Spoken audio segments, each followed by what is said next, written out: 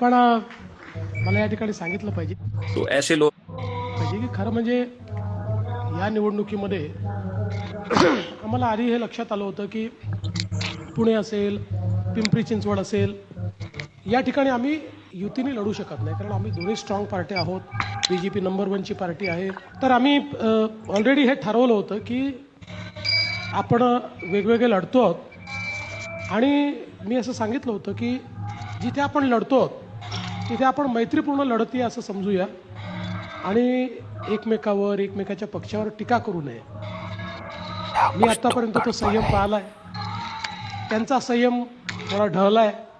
कदाचित निवडणुकीतली परिस्थिती पाहून दादांचा संयम जरा थोडासा कमी झालेला मला वाटतोय.